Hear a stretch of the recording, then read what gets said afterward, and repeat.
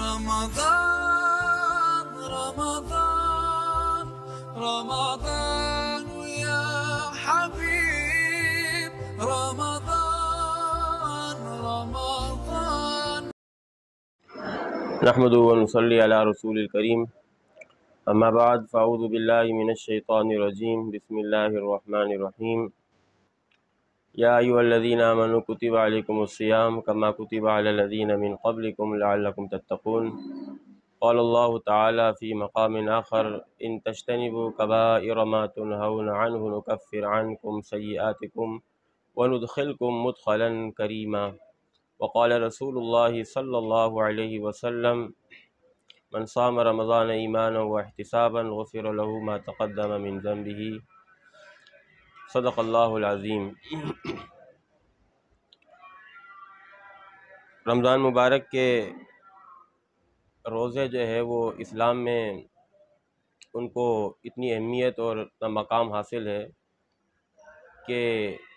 اسلام کے 5 ارکان میں سے ایک اہم رکن جو ہے وہ روزہ ہے. جس طریقے سے نماز اسلام کا ایک رکن ہے،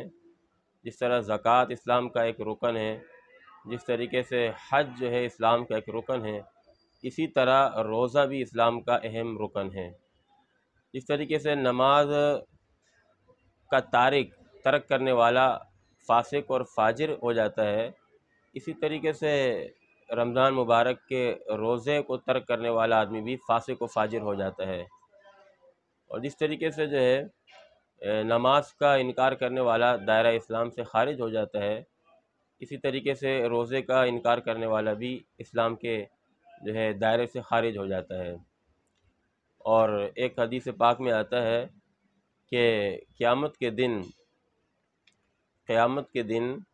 اللہ تبارک و تعالیٰ کے ہاں میدان محشر میں ایک ایسے شخص کو جو ہے فرشتے ایسے شخص کو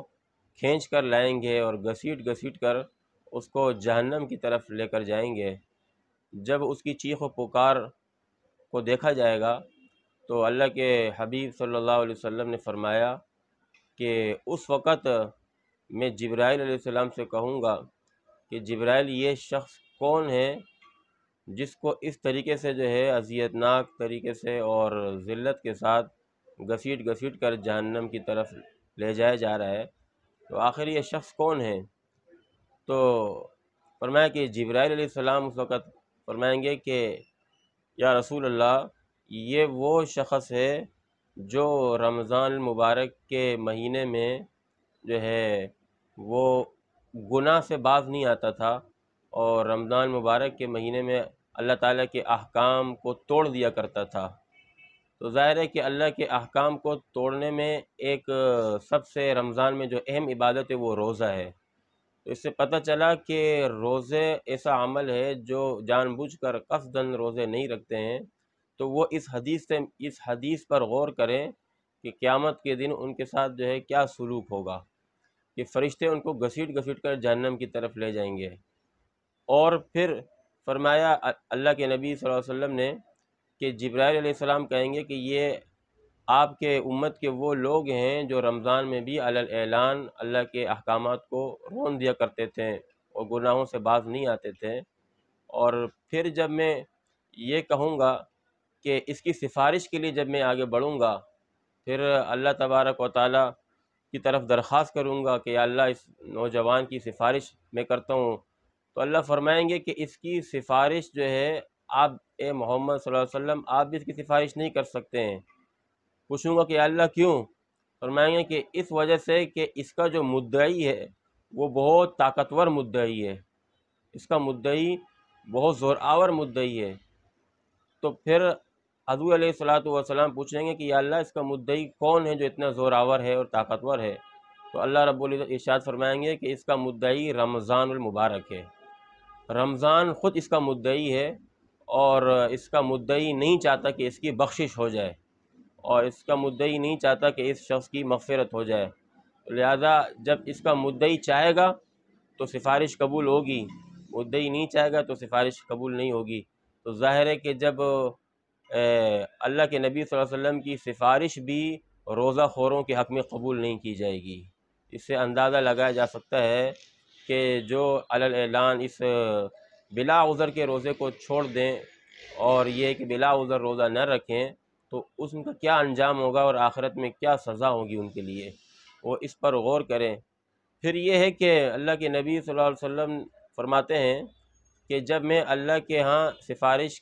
طلب کروں گا تو اللہ تعالیٰ فرمائیں گے کہ یہ مدعی اجازت دے گا تو سفارش قبول ہوگی، اگر اجازت نہیں دے گا تو سفارش قبول نہیں ہوگی۔ تو مدعی جو ہے رمضان انکار کر دے گا، صاف انکار کر دے گا کہ میں روزہ خور کی سفارش کی اجازت قطعاً نہیں دیتا۔ پھر حضور علیہ الصلاۃ والسلام فرمائیں گے کہ جب مدعی خود جو ہے اجازت نہیں دے رہا تو پھر میں محمد صلی اللہ علیہ وسلم بھی اس شخص کی جو ہے سفارش سے بری و ذمہ ہوں، میں بھی اس کی سفارش نہیں کر سکتا۔ پھر اللہ تعالیٰ ارشاد فرمائیں گے کہ محمد جب آپ جو ہے اس بندے کی سفارش نہیں لے سکتے ہیں اور جب آپ اس شخص سے بری و ذمہ ہیں تو میں اللہ بھی اس سے بری و ذمہ ہوں، تو گویا کہ اس بندے کی سفارش کسی حال میں بھی قبول نہیں کی جائے گی، اور اس طریقے سے گویا کہ آخرت میں وہ انتہائی دردناک عذاب کے اندر مبتلا کیا جائے گا، اور روزہ خوروں کی جو ہے یہ بڑی سخت سزا ہوگی۔ اور کاش کہ یہ رمضان مبارک میں کتنا ہم جو ہے پورا سال ہم اپنی مرضی سے کھاتے ہیں، اپنی مرضی سے پیتے ہیں، اور نہ اللہ تعالیٰ کی طرف سے ہم پر کوئی پابندی لگی ہے، نہ کوئی کھانے کی ممانعت ہے، نہ پینے کی ممانعت ہے،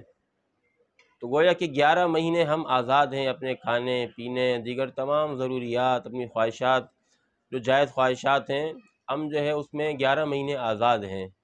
صرف ایک مہینے پابندی لگا دی جاتی ہے اللہ رب العزت کی طرف سے،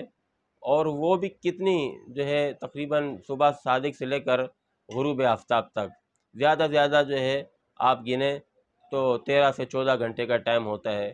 تو اس 13 سے 14 گھنٹے کے ٹائم میں بھی ہم اتنی قربانی اگر نہ دیں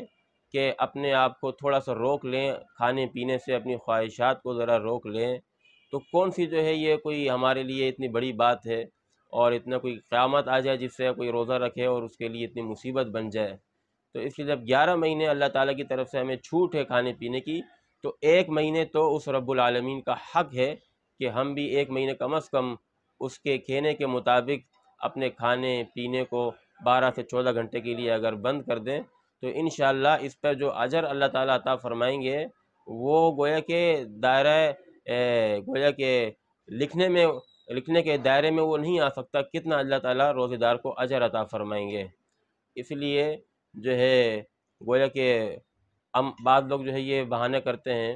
عذر ڈھونڈتے ہیں کہ بھئی ہم مزدوری کرتے ہیں، ہم محنت کرتے ہیں، لہذا ہم محنت اور مزدور طبقے سے تعلق رکھتے ہیں تو اس لیے ہم روزہ نہیں رکھ سکتے ہیں۔